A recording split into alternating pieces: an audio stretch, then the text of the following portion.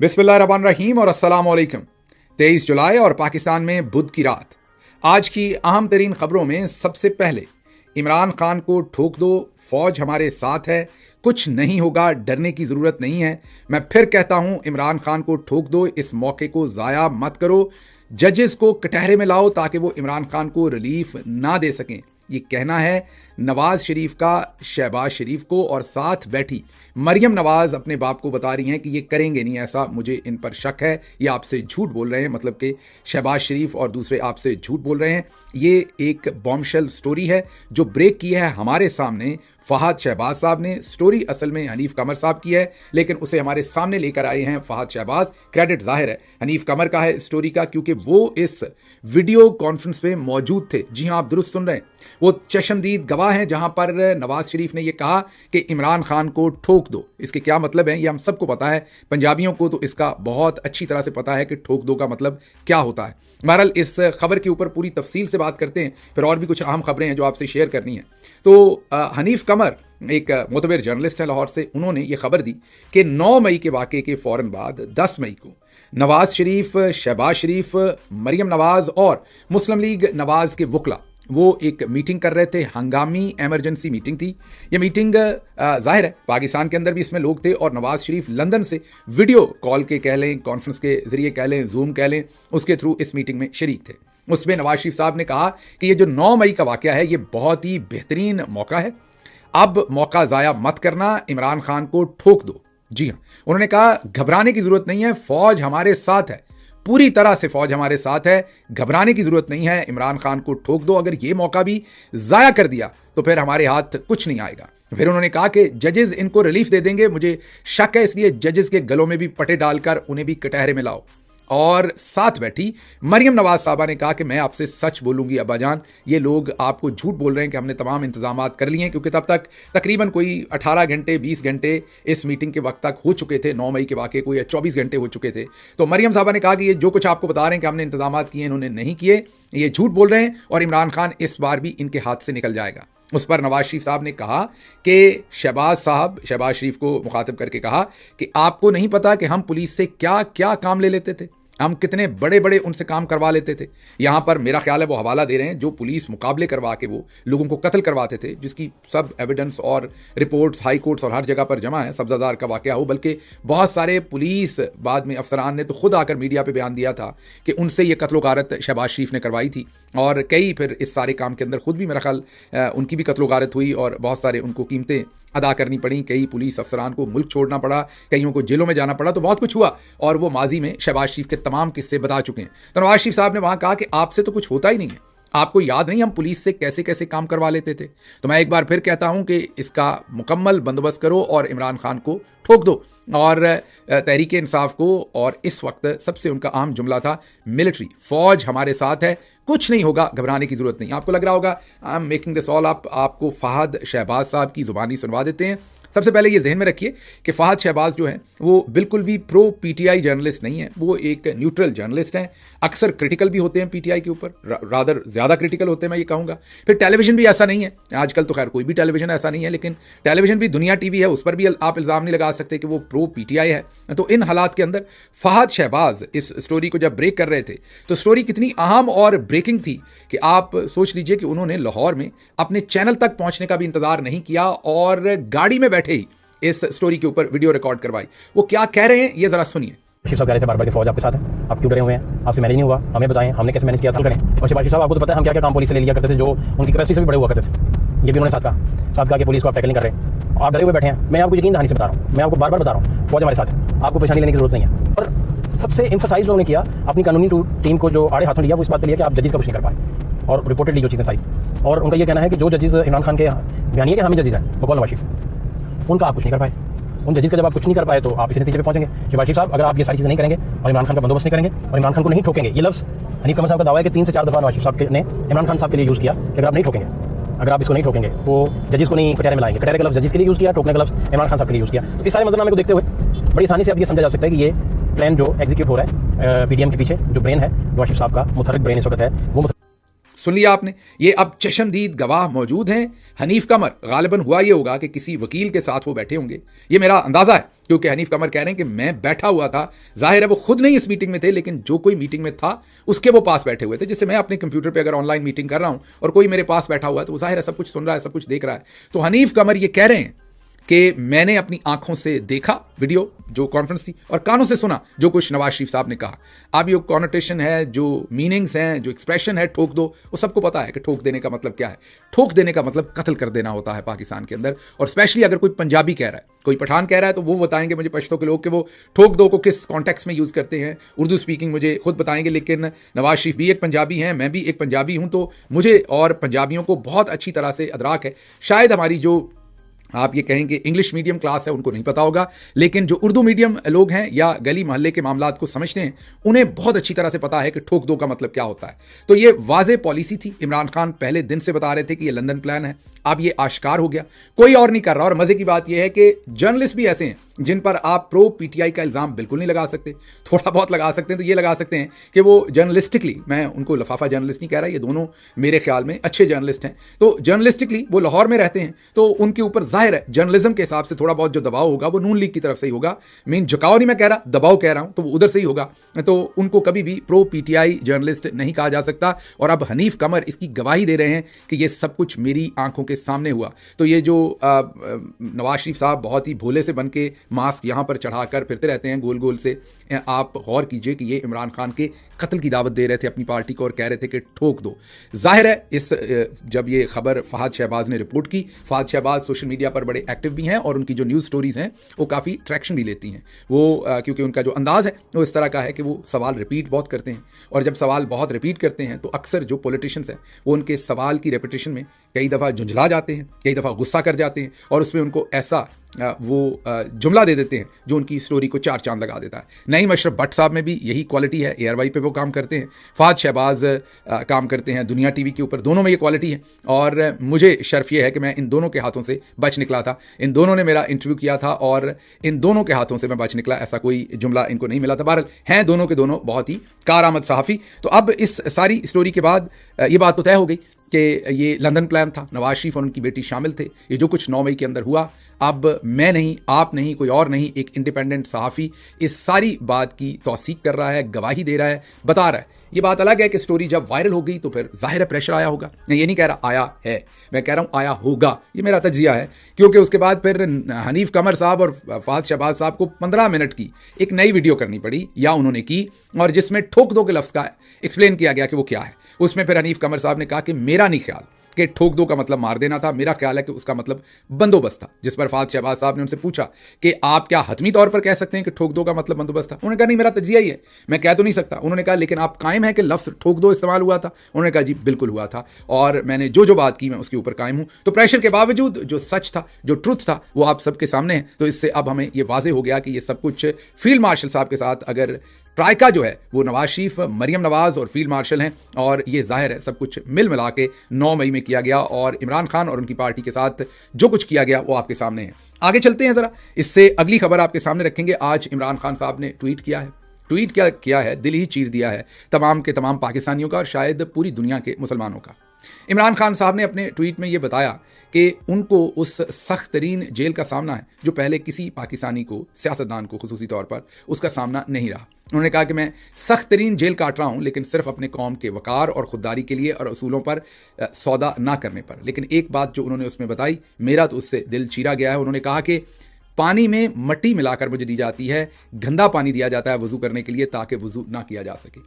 ये इस मुल्क के फॉर्मर प्राइम मिनिस्टर बता रहे हैं, और उस मुल्क में जहाँ पर फील्ड मार्शल साहब हाफ़िज़ कुरान हैं और अक्सर कुरान करीम की आयात जो है उनको रिसाइट भी करते हैं, उनके हवाले भी देते हैं और दुनिया को उस पर चलने की तलकीन भी करते हैं। उस मुल्क के अंदर, उन्हीं की वॉच के अंदर, वहाँ पर जो कर्नल साहब बैठे हुए उनकी वॉच के अंदर इमरान खान को पानी में मट्टी या गंद मिलाकर दिया जाता है ताकि वो वज़ू ना कर सकें, या वज़ू उनका ठीक ना हो, या तंग करें वज़ू करते हुए। बाकी उन्होंने ये बताया कि मुझे किताबें नहीं दी जाती कई महीनों से, मैं वक्त गुजारने के लिए, क्योंकि उन्हें एक छोटे से सेल के अंदर 22 घंटे रखा जाता है, 2 घंटे सिर्फ वो बाहर निकल पाते हैं। अब अंदर आपको पता है उस सेल के अंदर इंसान क्या करेगा, जो तकरीबन 6x8 या 6x9 का सेल है। अपने आप को ज़रा 1 मिनट के लिए सोचिए, आपका तकरीबन जो बेड हो जिसके ऊपर आप सोते हैं, एक बेड, उससे तकरीबन कोई 2 फुट या 1.5 फुट लंबी अगर एक जगह हो और चौड़ाई उतनी हो, इस सारी जगह के अंदर बाथरूम भी आपका अंदर ही हो, सोना भी आपने अंदर ही हो, इस सारी, और आपका कुछ थोड़ा बहुत सामान भी उधर पड़ा हो, सारी जगह में कैसे वक्त गुजारेंगे अगर आपको 22 घंटे वहाँ रहना पड़े? कितनी देर सो लेंगे? खान साहब को बहुत लंबा सोते भी नहीं है। तो उन्होंने कहा कि किताबें पढ़ के मेरा वक्त गुजरता था। अब किताबें मुझे पिछले कई महीने से नहीं दी जा रही, तो मैं पुरानी किताबें बार बार पढ़कर अपना वक्त पास करता था। अब वो भी मैं कई बार पढ़ चुका हूं, अब उन किताबों का भी सहारा नहीं रह गया, तो मुझे किताबें भी नहीं दी जा रही। तो ये हालात हैं दूसरी तरफ। और तीसरी तरफ अगर आपको बताएं तो वाशिंगटन डीसी में आज मुलाकातें हुई हैं कासिम और सुलेमान की, जो इमरान खान के बेटे हैं, और ये मुलाकातें उनकी डिफरेंट कांग्रेशनल मेंबर्स जो हैं उनके साथ हुई हैं, जो हाउस कमेटीज़ के ऊपर हैं। ज़ाहिर है ये मुलाकातों में उन्होंने अपने वालिद मोहतरम के साथ होने वाली जो ज़्यादतियाँ हैं उनको भरपूर तरीके से पेश किया। मैंने जैसे आपको पहले कहा कि इन मुलाकातों को पोलिटिसाइज नहीं किया गया, इन मुलाकातों को उस तरीके से इसमें पॉलिटिकल लोग ऐड नहीं किए गए ताकि ये पीटीआई का मामला ना बने। ये इमरान खान साहब के जो उनके ह्यूमन राइट्स हैं, जो उनके as a former prime minister rights हैं, उनकी बात उनके बेटे उजागर कर सकें, जिनके साथ ज़ाहिर है मैंने आपको बताया कि पूरी पार्टी की, पूरी पाकिस्तानी कौम की सपोर्ट शामिल है। उनकी मुलाकातें हुई हैं। ज़ाहिर है इन मुलाकातों से जो भी बाहर निकलेगा, अभी तक की उनकी जो सबसे अहम मुलाकात मैं कहूँगा वो रिचर्ड ग्रैनल से है, जो सबसे आप ये कहें कि कलीदी मेंबर हैं ट्रंप टीम के। उनकी मुलाकात वो परसों हुई थी या कल आप कह लें उसे, अमेरिका में, और वो कैलिफोर्निया में हुई थी। उसके बाद अहम कांग्रेशनल मेंबर्स के साथ उनकी वाशिंगटन में मुलाकातें हुई हैं। जो भी इसमें से आउटपुट आने वाले दिनों में निकलेगा वो आपके सामने भी आ जाएगा और हम भी वो आपके सामने रखते रहेंगे। अब चलते हैं ज़रा अगली खबर की तरफ, और अगली खबर जो DHA 5 के अंदर बेटी, बाप और बेटी दोनों बह गए थे गाड़ी के अंदर, आपको याद होगा। अब उनको उनकी गाड़ी बहे हुए तकरीबन 48 घंटे से ज़्यादा हो गए हैं, या तकरीबन 48 घंटे हो गए हैं जब मैं ये रिकॉर्डिंग कर रहा हूँ, या उससे को 2-3 घंटे कम होंगे। अभी तक उनकी ना लाशें मिल सकी, ना वो जिंदा मिल सके, ना उनकी गाड़ी मिल सकी। कोई सुराग नहीं कि उन्हें ज़मीन निगल गई या आसमान। आपको मैंने पहले भी कहा कि वहाँ पर करीब करीब कोई समंदर नहीं है, और सारी बात हम आपके सामने पहले भी कर चुके। अभी आपको सिर्फ ये अपडेट देनी है कि NDMA भी मौजूद है, उसके लेफ्टिनेंट जनरल इनाम साहब भी वहाँ मौजूद हैं। ज़ाहिर है दूसरे तमाम रेस्क्यू के डिपार्टमेंट भी मौजूद हैं, हमारी नेवी भी मौजूद है, तमाम चीज़ें। लेकिन 48 घंटे गुजरने के बावजूद हम कर्नल साहब और उनकी बेटी की ना ही अभी तक उन्हें ज़िंदा कहीं से ढूंढ पाए हैं, और ना ही उनकी लाशें निकाल पाए हैं, और ना ही गाड़ी का कोई सुराग लगा पाए हैं। आगे चलते हैं। अगली खबर बहुत ही अफसोसनाक और दर्दनाक है, ये आपका दिल चीरेगी, यकीनन चीरेगी। जो बलूचिस्तान के अंदर एक खातून और मर्द, खातून बानो और मर्द एहसान, उन दोनों को गोलियां मारकर कत्ल किया गया था। सरफराज बुगटी साहब ने उस पर ब्रीफिंग दी थी कि कैसे अब गिरफ्तारियां हो रही हैं, और पूरी कौम ने उसके ऊपर रिएक्ट किया था। बलूचिस्तान हाई कोर्ट ने इख्तियार ना होने के बावजूद सोमोटो लिया था। अब बानो की वालदा का एक वीडियो मैसेज सामने आया है जिसमें उन्होंने चीफ मिनिस्टर बलूचिस्तान सरफराज बुगटी को ये कहा है कि आप जिन लोगों को गिरफ्तार किया उनको फौरी तौर पर छोड़ दें। जो हमारी बेटी को, मीन बानो को जो कत्ल किया गया, वो बिल्कुल बलोच रस्म व रवाज के अंदर कत्ल किया गया, और हमने गैरत पर कत्ल किया है, और ये हमारा हक था। बलोची में ये मैसेज है। जाहिर है कुछ जर्नलिस्टों ने इसे ट्रांसलेट किया है, मैं हतमी तौर पर उस सारी ट्रांसलेशन की जिम्मेदारी तो नहीं ले सकता, लेकिन कुछ मोतबर लोग हैं जिन्होंने इस वीडियो मैसेज को जब शेयर किया है सोशल मीडिया पर, तो ऊपर ट्रांसलेशन भी शेयर की है। सो मुझे इत्तफा करना पड़ेगा उनकी ट्रांसलेशन के ऊपर। और उनकी वालदा बताती हैं कि बानो जो है उसका बड़ा बेटा 18 साल का, उससे छोटी बेटी शायद 16 साल की, और वो 5 या 6 उनके जो बच्चे हैं उन सब की उम्रें बताती हैं। वो 18 से लेके 5-6 साल तक की उनकी बेटियां हैं। वो कहती हैं कि ये एहसान के साथ कहीं चली गई थी, जो हमारा हमसाया था, 25 दिन उसके साथ रही, फिर ये वापस आ गई, इसके मियाँ ने इसे माफ़ी दे दी, ये फिर इकट्ठे रहना शुरू हो गए। फिर एहसान हमें धमकियाँ देता था। ये उनकी वालदा का वन साइडेड वर्जन भी हो सकता है, लेकिन हमें ऑनेस्टी हमसे ये रिक्वायर करती है कि हम उनका वर्जन भी आपके सामने रखें। तो वो कहती हैं कि एहसान हमें धमकियां देता था, हम ये बगैरती की ज़िंदगी नहीं जी सकते थे। एहसान जिसके साथ वो गई थी, जो वो मुबैना तौर पर कह रही हैं, इसलिए हमने इनको कत्ल किया है, और हमने गैरत के नाम पर इन्हें कत्ल किया है, जो बलोच रस्म रवाज के हिसाब से हमारा हक है। इसलिए हमारे घरों पर पुलिस ना भेजें। जो शेरबाज, जो सरदार है, जिसको पकड़ा है, उसको भी रिहा करें, दूसरे लोगों को भी रिहा करें। उन्होंने ये अपील की है बलूचिस्तान के चीफ मिनिस्टर के साथ। अब वो किसी प्रेशर में भी हो सकती हैं, उनसे ये ज़बरदस्ती भी करवाया जा सकता है। ये मेरे मेरे बिल्कुल इल्म में नहीं है, मैं सिर्फ आपको वो चीज़ रिपोर्ट कर रहा हूँ जो मीडिया में हमारे सामने अभी तक आ रही है। लेकिन अफसोसनाक सूरत हाल है, अगर उनकी वालदा के तमाम वर्जन को दुरुस्त भी मान लें तो इस तरीके से कत्ल करने का किसी के पास हक नहीं मौजूद था, और इसको गैरत के साथ जोड़ना जो है वो बहुत ही बड़ी एक बदकिस्मती और बेशर्मी की बात है, मैं यही कहूँगा। अगली खबर की तरफ चलते हैं, वो इससे भी ज़्यादा आपका दिल चीरेगी। बदकिस्मती से ये खबर भी हमें आपके सामने रखनी पड़ रही है। मानसेरा के मदरसा में 10 साला बच्चे के साथ 100 से ज़ायद मरतबा ज़्यादती की गई। जी हाँ, उसके साथ उसका जिनसी इस्तेहसाल किया गया और 100 से ज़ायद मरतबा किया गया। करने वाला था मुबैना तौर पर मुल्ज़िम कारी शमसुद्दीन, और बच्चा घर में आकर बार बार बताता रहा कि मेरे साथ मदरसे में ज़्यादती हो रही है। और बच्चे के नाना बख्तमंद ने मीडिया से गुफ्तगू की है। बच्चे के नाना बख्तमंद कहते हैं कि हमने बच्चे की बात पर यकीन नहीं किया, बच्चा हमें बताता रहा, हमने बच्चे की बात पर यकीन नहीं किया। जब मामला बिल्कुल हाथ से निकल गए और फिजिकली एविडेंस उनके सामने आ गई तो पुलिस को रिपोर्ट की और कारी शमसुद्दीन फरार हो गए। 3 दिन तक ये शख्स फरार रहा। पुलिस इसकी गिरफ्तारी के लिए छापे मारती रही, लेकिन ये किसी तरह से भी पुलिस की पकड़ में ना आया। बिलाखिर JUI के मुफ्ती कफ़ायतुल्लाह और मानसेरा के साबिक रुकन असम्बली और जमात इस्लामी के रहनुमा इब्रार तनोली ने पुलिस से मुज़ाकरात किए, और मुज़ाकरात करने के बाद मशरूत तौर पर ये जो कारी शमसुद्दीन है इसको पुलिस के हवाले किया। JUI और जमात इस्लामी के रहनुमाओं ने पुलिस के सामने ये शराइत रखी। शराइत हैं कि कारी शमसुद्दीन पर किसी किस्म का तशद्दुद या सख्ती नहीं की जाएगी। कारी शमसुद्दीन को मुलाकातियों से मिलने की इजाज़त होगी। कारी शमसुद्दीन के खिलाफ किसी किस्म का चालान जमा करवाने से कबल, ये बड़ी अहम और बहुत ही फ़िक्र अंगेज़ शर्त है, कारी शमसुद्दीन के खिलाफ किसी किस्म का चालान जमा करवाने से कबल जमीयत उलमा इस्लाम और जमात इस्लामी के मुकामी रहनुमाओं से मुशावरत की जाएगी। जी हाँ, पुलिस अपनी इन्वेस्टिगेशन में क्या मालूम करती है और फिर चालान में अगर कारी शमसुद्दीन को पुलिस ज़िम्मेदार ठहराती है और चालान जमा करवाना चाहती है तो फिर JUIF और जमात इस्लामी के रहनुमाओं के साथ पहले मुज़ाकरात होंगे, पहले उन्हें कॉन्फ्रेंस में लेना पड़ेगा, मुशावरत करनी पड़ेगी, फिर उसके खिलाफ चालान जमा करवाया जा सकेगा। शराइत की खिलाफ वर्जी की सूरत में JUI और जमात इस्लामी के रहनुमाओं ने धमकी दी है कि वो पूरे इलाके के जो मदारस हैं उनके बच्चों को थाने के सामने धरना देने के लिए ले आएंगे, और फिर जो भी होगा उसकी जिम्मेदार पुलिस होगी। ये मीडिया रिपोर्ट कर रहा है ग्राउंड से, जो हमने आपके सामने रखा। बहुत ही बदकिस्मत सिचुएशन है। बच्चे के साथ जो हुआ वो तो है ही, बच्चे के पेरेंट्स और फैमिली ने जो उसे नहीं सुना बच्चे को, वो भी है, और उसके साथ साथ अब जिन शराइत के ऊपर पुलिस को ये सब कुछ दिया जा रहा है और वो शराइत रखी जा रही हैं कि चालान जमा करवाने से भी पहले मशावरत होगी, जिस किस्म की प्रोटेक्शन और प्रोटोकॉल कारी शमसुद्दीन साहब को मिल रहा है। अब मैं साहब कह रहा हूँ, आपको इस पर भी गुस्सा आना है, वो एक लहका है, आदत बनी हुई है, मुंह से निकलता है, माजरत उस पर। तो कारी शमसुद्दीन को जो प्रोटोकॉल मिल रहा है वो आपके सामने है, तो इस पर इंसाफ कितना होना है वो आप पहले ही देख लीजिए, उस पर मुझे मजीद कुछ कहने की ज़रूरत नहीं है। अच्छा जी, अगली खबर, और वो खबर ये है कि तर्जुमान दफ्तर खारजा ने बताया है कि नायब वज़ीर आज़म, वैसे पाकिस्तान के आइन में कोई भी नायब वज़ीर आज़म का ओहदा नहीं है, और वज़ीर खारजा इसहाक डार ने थाईलैंड के वज़ीर खारजा से न्यूयॉर्क में मुलाकात की है। आजकल इसहाक डार न्यूयॉर्क में हैं और उन्होंने थाईलैंड के वज़ीर खारजा के साथ न्यूयॉर्क में मुलाकात की है।